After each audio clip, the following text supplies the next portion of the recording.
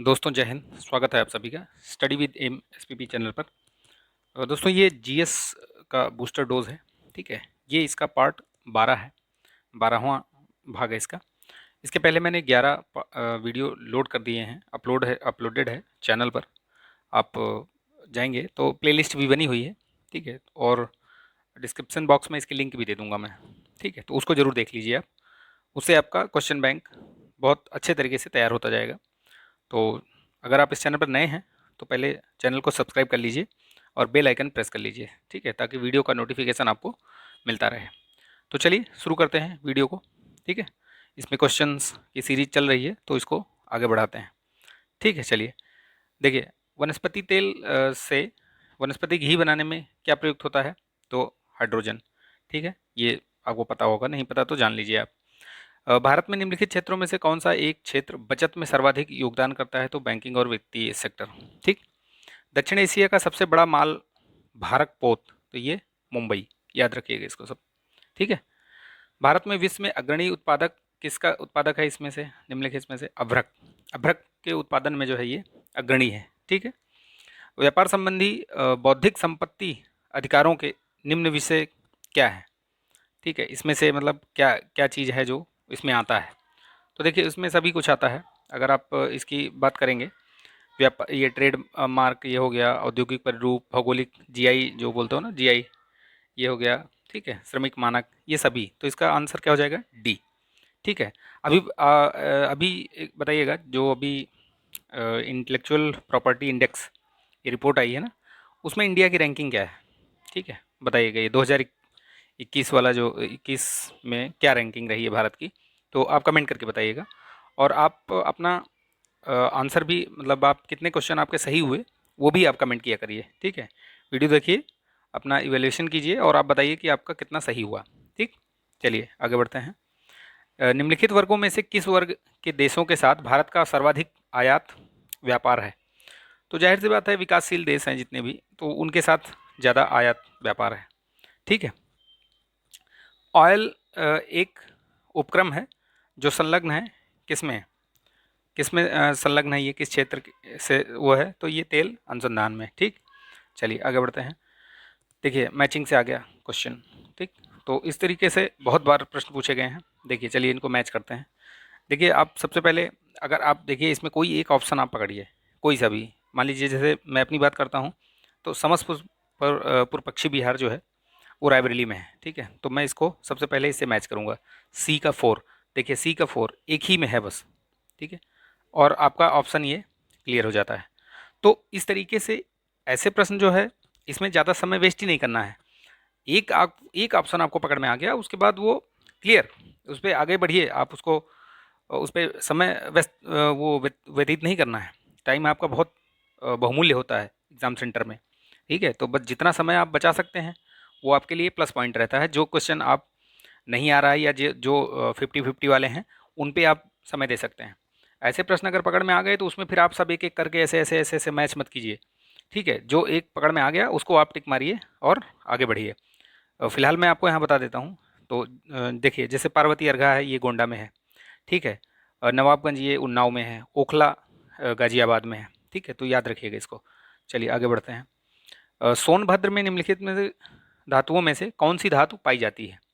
तो कौन सी धातु पाई जाती है? तो देखिए, सीधे सीधे अगर आप थोड़ा सा आपने यूपी के बारे में जानकारी ली है, तो यूरेनियम जो है वो ललितपुर में पाया जाता है। ठीक है, कहाँ पाया जाता है? ललितपुर में। ठीक है, तो एक नंबर हटा दीजिए आप। देखिए, एक नंबर इसमें भी है, इसमें भी है, इसमें भी है। तो आपको ऑप्शन मिल जाएगा, इसका करेक्ट आंसर जो है आपको मिल जाएगा। 2 3 4। तो एंडोलुसाइट, पायराइट और डोलोमाइट, ये सब सोनभद्र में मिलते हैं, लेकिन यूरेनियम नहीं मिलता है। तो इस तरीके से ऐसे प्रश्न बहुत आसानी से, अगर कोई भी नहीं पता है, अगर एक पता है, मान लो आपको यूरेनियम का पता है कि भाई ये ललितपुर में ही मिलता है, यूपी में, तो आप उसको पकड़ सकते हैं कि यार ये इसमें नहीं होगा, फिर ये भी नहीं होगा, ये भी नहीं होगा। ठीक। तो ये सिर्फ ऑप्शन ऐसे ऐसे निकाला जाता है। एलिमिनेशन जो मेथड होता है ऐसे ही होता है। कल्प योजना किससे संबंधित है? तो ये कल्प योजना जो है वो प्रारंभिक शिक्षा से संबंधित है, काफ़ी पुरानी है ये। ठीक है, चलिए आगे बढ़ते हैं। उत्तर प्रदेश की सबसे लंबी नहर कौन सी है? तो आपने स्टैटिक जीके में पढ़ा होगा, सबसे लंबी नहर शारदा नहर है। ठीक है, इसकी जो ये सबसे पुरानी भी है, ठीक है। ये 1928 में बन के तैयार हुई थी, तो याद रखिएगा इसको। सबसे पुरानी भी है और सबसे लंबी भी है। अगर इसकी जो शाखाएं, उप शाखाएं, प्रशाखाएं सबको मिला दिया जाए तो करीब 12,368 किलोमीटर है लंबी, ठीक है। काफ़ी लंबी चौड़ी है ये। तो चलिए आगे बढ़ते हैं। नूनामती का तेल शोधक कारखाना कहाँ अवस्थित है? तो ये तेल शोधक कारखाना असम में है। असम में और भी हैं, जैसे बोगईगांव हो गया, ठीक है। और भी हैं कई, एक एक दो और हैं, ठीक है। तो मुझे एक बोगईगांव याद आ रहा है, एक और है मुझे याद नहीं आ रहा है उसमें। अगर आपको पता है उसको कमेंट कीजिएगा आप, ठीक है। कितने हैं असम में, कितने हैं? और बरौनी कहाँ पड़ता है ये बताइएगा आप। बरौनी किस स्टेट में पड़ता है बताइएगा आप कमेंट करके, ठीक है, कमेंट बॉक्स में। निम्नलिखित में से कौन उत्तर प्रदेश की पेयजल परियोजना है? तो देखिए बाकी सब तो और किसी किसी अदर जो अन्य परियोजनाएं हैं उनसे संबंधित हैं, लेकिन जो गोकुल बैराज परियोजना है ये पेयजल परियोजना है, ठीक है। इसमें मथुरा और जो आगरा डिस्ट्रिक्ट हैं इनमें जो है ये, इन जिलों में इससे पेयजल की आपूर्ति की जाती है, ठीक है। उत्तर से दक्षिण की अवस्थिति के आधार पर भारत के निम्नांकित पत्तनों को व्यवस्थित कीजिए। तो देखिए सबसे, अब इसमें आपको देखिए पहले कहाँ कहाँ कौन सा पड़ता है किसी स्टेट में, तो उस स्टेट की अवस्थिति के हिसाब से आप इसको सेट कर सकते हैं। कैसे? देखिए कोच्चि कहाँ है? कोच्चि आपको पता है कि ये केरल में है। केरल सबसे नीचे है, यानी कि सबसे साउथ, यानी ये जो ए है ये ऑप्शन थोड़ा गलत दिए हुए हैं। अगर आप इसको 1 मान लीजिए, इसको 2 मान लीजिए, इसको 3 मान लीजिए, इसको 4 मान लीजिए। यहाँ पे ABCD देना चाहिए था, लेकिन यहाँ 1 2 3 4 कर दिया है, तो आप उसको मैंने लिख दिया है, आप उसको अपने हिसाब से कर लीजिएगा। देखिए मैंने इसीलिए इसको यहाँ पे कर दिया ऑप्शन के हिसाब से। तो देखिए सबसे पहला जो कोच्चि है, कोच्चि आपको मालूम है कि केरल केरल का है, तो केरल सबसे लास्ट वाला होगा, यानी कि ये दो ऑप्शन तो खत्म हो गया। यानी जो सबसे साउथ में होगा आपका, नॉर्थ टू साउथ करना है आपको, उत्तर से दक्षिण इसको अरेंज करना है। तो इसमें जो सबसे साउथ में होगा वो कोच्चि होगा, यानी कि एक नंबर सिर्फ इन्हीं दोनों में है, ठीक है। बाकी दो ऑप्शन आपके एलिमिनेट हो गए, ठीक है। अब इसके बाद देखो उसके ये न्यू मैंगलोर कहाँ है, ठीक है। न्यू मैंगलोर कहाँ पे पड़ता है? तो न्यू मैंगलोर देखिए इसमें ये कर्नाटक है, उसके ऊपर आता है जस्ट। आप केरला से लगा हुआ है कर्नाटक, तो आप उसको तीन के बाद, एक के बाद आप देखिए तीन किस में है, एक मतलब एक से पहले, यानी अगर यहाँ पे कोच्चि हो गया तो ऐसे ऊपर जब बढ़ेंगे तो कोच्चि के बाद ये न्यू मैंगलोर आएगा। तो जैसे ही आपको दो ऑप्शन मिल गया, आप आंसर आपका समझ में आ जाएगा। भले ही आप ये नहावा सेवा ये ना ही पता हो आपको, या मरमा गाँव नहीं पता हो। वैसे मरमा गाँव गोवा में है, ठीक है, तो गोवा सबसे ऊपर हो गया, ठीक। तो उस तरीके से गोवा में है, इन दोनों से ऊपर गोवा हो गया। और ये नहावा सेवा जो है ये एडिशनल जानकारी दे रहा हूँ, ये जो जवाहरलाल नेहरू पोर्ट है ना मुंबई में, ये वो है, ठीक है, उसको ये बोलते हैं। तो JLN करके जो है जवाहरलाल नेहरू पोर्ट, वो है, इसको नहावा सेवा भी बोलते हैं, तो याद रखिएगा ये, ठीक है। कई स्टैटिक जीके में ऐसे भी पूछ लिया गया, तो इसको कंफ्यूज करने के लिए दिया गया है प्रश्न। चलिए आगे बढ़ते हैं। भारत में सहस्राब्दी के सूर्योदय की पहली किरण निम्नलिखित में से किस देशांतर पर देखी गई? तो ये स्टैटिक जीके है, याद रखिएगा आप इसको। 92 डिग्री 30 मिनट पूर्व, ठीक, याद रखिएगा। भूवैज्ञानिक कालानुक्रम के अनुसार अधोलिखित का सही क्रम क्या है?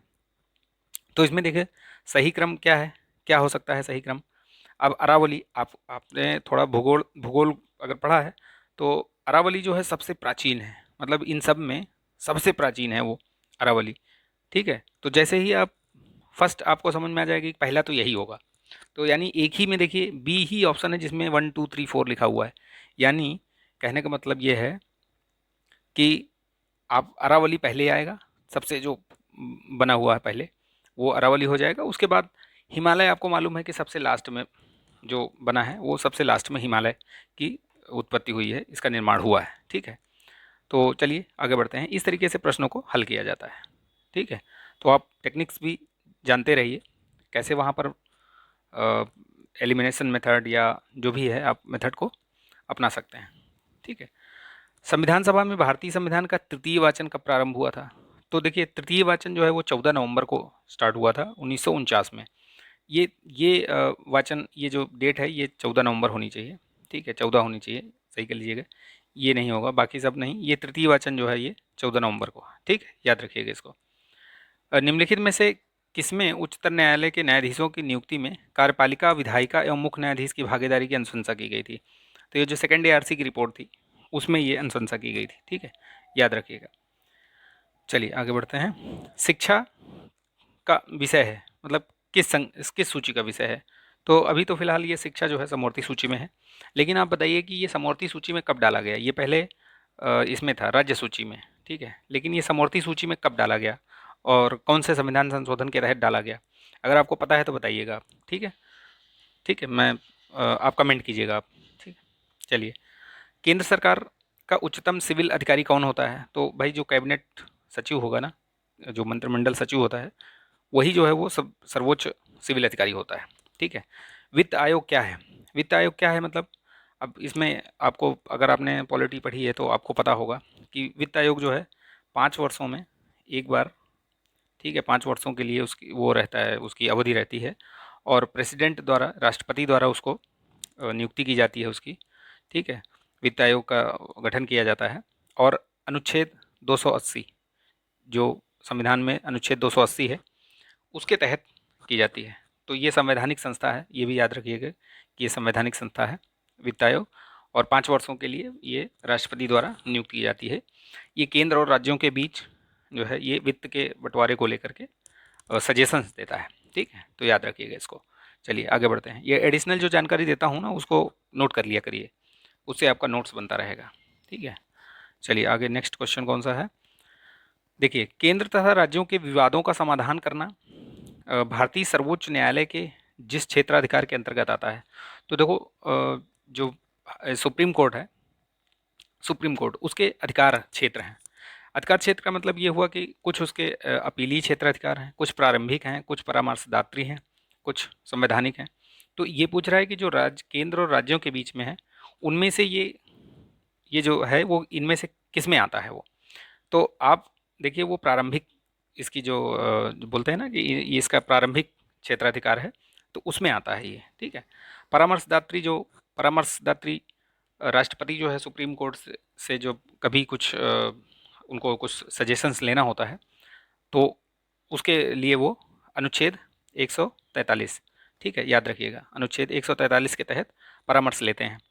उसमें ये भी है, परामर्श लेते तो हैं लेकिन वो बाध्य नहीं है, दे भी सकता है, नहीं भी दे सकता है, और उसकी जो परामर्श दी गई है वो भी बाध्य नहीं है राष्ट्रपति के ऊपर कि वो उसको माने या ना माने। ठीक, तो ये सब याद रखिएगा। कई बार ये क्वेश्चन सेंटेंस में दे देते हैं, वाक्यों में, तो उसमें कन्फ्यूज़न हो जाता है। आपको दे देंगे कि परामर्श जो दी जाती है वो राष्ट्रपति को मानना पड़ता है, और अब पूछ लिया नीचे कि कौन सा गलत है कौन सा सही, तो इस तरीके से भी प्रश्न बनते हैं। और अभी जो इस तरीके के प्रश्न हैं उनकी आवृत्ति बहुत ज़्यादा देखी गई है। ठीक है, चलो आगे बढ़ते हैं। हाँ, ये वाला जो प्रारंभिक क्षेत्राधिकार है, ये अनुच्छेद 131 है, याद रखिएगा इसको भी। ठीक है, ऐसे भी प्रश्न पूछे जाएँ, मैचिंग में आ जाते हैं ये ना, एक तरफ क्षेत्र अधिकार दे देंगे, एक तरफ अनुच्छेद दे देंगे, तो याद रखिएगा इसको भी। भारत के किसी राज्य में विधान परिषद का सृजन अथवा समाप्ति की जा सकती है? तो देखिए, जैसे सृजन और समाप्ति, उत्सर्जन और सृजन, ये संसद द्वारा होता है, लेकिन कब? अपने आप नहीं करती संसद। ठीक है, वो राज्यों द्वारा उनके विधान मंडल से संकल्प पारित करके भेजा जाता है, तो यानी इसका ऑप्शन होगा डी। ठीक है, संसद करता है वो अनुच्छेद 169 के तहत, याद रखिएगा इसको। ठीक, उसके तहत वो उसको उत्सर्जन और ये करने का उसको अधिकार है। ठीक, तो उस तरीके से आप याद रखिएगा इसको।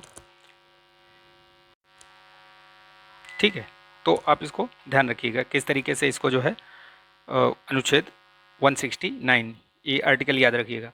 ऐसे भी पूछा गया है प्रश्न, ऐसे भी बनते हैं।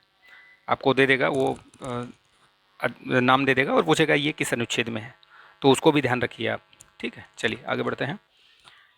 विधि के प्रश्न पर सर्वोच्च न्यायालय के परामर्श लेने का अधिकारी किसको है? अभी मैंने बताया जैसे ऊपर आपको कि विधि के प्रश्न पर सर्वोच्च न्यायालय से कौन परामर्श ले सकता है? सभी नहीं ले सकते हैं, सिर्फ राष्ट्रपति को अधिकार दिया गया है, और वो अनुच्छेद 143 जो मैंने ऊपर अभी आपको बताया, तो वही देखिए प्रश्न इसमें घुमा के दे दिया। ठीक है, तो जो मैं आपको बताता हूँ, एडिशनल जानकारी देता हूँ, अतिरिक्त जानकारी जो मुहैया कराता हूँ, उसको भी नोट करके रखा करिए आप। ठीक है, अगर नहीं पता है तो, पता है तो वेल एंड गुड, कोई बहुत अच्छी बात है। चलिए, निम्न करों में से कौन सा एक कर संघ द्वारा लगाया जाता है, ठीक है, और वसूला जाता है, किंतु संघ और राज्यों में बांटा जाता है? तो ये कृषि आय के अतिरिक्त अन्य आय पर कर है, जो कि संघ द्वारा लगाया और वसूला जाता है, लेकिन बंटवारा होता है इसका, ठीक है। तो चलिए आगे बढ़ते हैं। निम्नलिखित में से कौन सा एक विधानसभा के लिए 2 महिलाओं के सदस्यों को मनोनीत करता है? तो ये पहले जम्मू कश्मीर में था, अभी तो खैर वहाँ सब कुछ बदल ही गया है, ठीक है, लेकिन याद रखिएगा ये था जम्मू कश्मीर में। राष्ट्रपति के निर्वाचन के लिए गठित निर्वाचक मंडल में सम्मिलित होते हैं। तो देखिए आप याद रखिए उनके इलेक्शन में जो है संसद के जो संसद के जो निर्वाचित सदस्य हैं, निर्वाचित, ठीक है, इलेक्टेड मेंबर्स, याद रखिएगा, प्लस विधानसभाओं के निर्वाचित मेंबर, जो राज्यों की विधानसभा है ना, राज्यों के विधानसभाओं के निर्वाचित मेंबर, और यूटी में दिल्ली और पुदुचेरी, इनके जो इलेक्टेड मेंबर्स हैं। तो ये होता है ये राष्ट्रपति का जो निर्वाचक मंडल होता है, इतने इतने लोगों द्वारा ये होता है, इतनी संस्थाएं होती हैं उसमें। तो याद रखिएगा निर्वाचित, उसमें आप जो मनोनयन वाले होते हैं, मनोनीत वाले नहीं, ठीक है, सिर्फ निर्वाचित। चलिए आगे बढ़ते हैं। पूना पैक्ट पर हस्ताक्षर किए गए थे। तो पूना पैक्ट पे हस्ताक्षर किए गए थे किसके किसके बीच? तो गांधी जी और अंबेडकर। बेसिकली ये पूना पैक्ट जो था वो कम्युनल अवार्ड के को बराबर करने के लिए किया गया था, उसके बाद ही हुआ, मतलब ये पूना पैक्ट के बाद, ठीक है। गांधी जी आमरण अनशन पर बैठ गए, फिर अंबेडकर जी गए और मतलब कुछ सीटों को, जो दलितों के लिए जो अलग से बोल रहा था, उसमें सीटों को बढ़ोतरी की गई, ठीक है, 71 सीटों से बढ़ा के 147 सीटें कर दी गई। तो इन सब चीज़ों पर ये पूना पैक्ट हुआ था, याद रखिएगा 1932 में, ठीक है। ये सब ने इसके बाद हुआ था, ये कम्युनल अवार्ड के बाद, ठीक। तो ये कम्युनल अवार्ड के बाद ये सारी घटना हुई थी, ठीक है। तो एक प्रश्न और पूछता हूँ, कम्युनल अवार्ड जब घोषित किया वो कौन थे? ब्रिटिश प्रधानमंत्री का नाम बताइएगा आप, ठीक है। प्रश्नों को मैं इसलिए आपसे पूछता हूँ क्योंकि आप अगर आपको पता है तो आपका रिवाइज हो जाएगा, आप कमेंट करेंगे, आपको वो दिमाग में बैठ जाएगा। अगर नहीं पता तो आप कहीं ना कहीं से खोज के लिखेंगे, और खोज के लिखेंगे तो आपको फिर भी आपको मालूम चलेगा, तो दोनों तरफ से फ़ायदा आपका ही होगा, ठीक है। इसलिए कमेंट जरूर किया करिए जो मैं प्रश्न पूछता हूँ। टू वे कम्युनिकेशन होता है, अच्छा लगता है कि आप लोग भी रिस्पॉन्स कर रहे हैं, ठीक। भारत में द्वैत शासन का प्रारंभ किया गया। तो भारत में जो द्वैत शासन है वो कब शुरू किया गया था? तो वो 1919 का जो इंडियन काउंसिल एक्ट आया था ना, वो जिसको मॉन्टफोर्ड सुधार भी बोलते हैं, तो ये उस वहाँ से शुरुआत हुई थी द्वैत शासन की, ठीक है, याद रखिएगा इसको। पार्लियामेंट्री सुधार जो 1909 वाला था, इंडियन काउंसिल एक्ट, ठीक है, उसको बोलते हैं। तो ये भी याद रखिएगा, कहीं आप कन्फ्यूज़न ना हो जाए इसमें, ठीक है। भारत में साइमन आयोग के बहिष्कार का मुख्य कारण क्या था? तो साइमन में सभी अंग्रेज सदस्य थे, इसको वाइट कमीशन भी बोला गया है, ठीक है, तो याद रखिएगा। और इसी के विरोध में पूरे, मतलब पूरे भारतवर्ष में विरोध हो रहा था इसका, और लाला लाजपत राय जी भी उधर पंजाब, दिल्ली पंजाब उधर विरोध कर रहे थे, और उनको मतलब ब्रिटिश द्वारा जो दमन किया गया, जो विरोध करता थे, तो उसमें लाठीचार्ज हुआ, लाठीचार्ज में उनकी मृत्यु भी हो गई थी। तो ये सब चीज़ें हैं, इतिहास की बातें हैं, इनको आप पॉलिटी से भी रिलेट करके देख सकते हैं, ठीक है। तो एक दूसरे से लिंक है, पूरा सिलेबस जो है एक दूसरे से लिंक है, चाहे वो प्रीलिम्स हो, मेंस हो, कैसा भी हो, ठीक है, सब एक दूसरे से लिंक हैं। उनको लिंक करके पढ़ेंगे तो बहुत मज़ा आएगा आपको पढ़ने में, और आपका सिलेबस भी तैयार होता रहेगा। तो आई होप कि ये वीडियो आपको पसंद आया होगा, जो भी मैंने बताया है, जितने भी क्वेश्चंस हैं आप उनको तैयार करते रहिए, ठीक है। तो पसंद आया है तो प्लीज़ लाइक शेयर सब्सक्राइब कर लीजिए, ठीक है, सब्सक्राइब करके बेल आइकन जरूर प्रेस कर लीजिए ताकि वीडियो का नोटिफिकेशन आपको मिलता रहे। तो ठीक है, आज का वीडियो यहीं समाप्त करते हैं, और मिलेंगे नेक्स्ट वीडियो में। तब तक आप अपना ध्यान रखिए, स्वस्थ रहिए, मस्त रहिए, बिंदास रहिए। जय हिंद।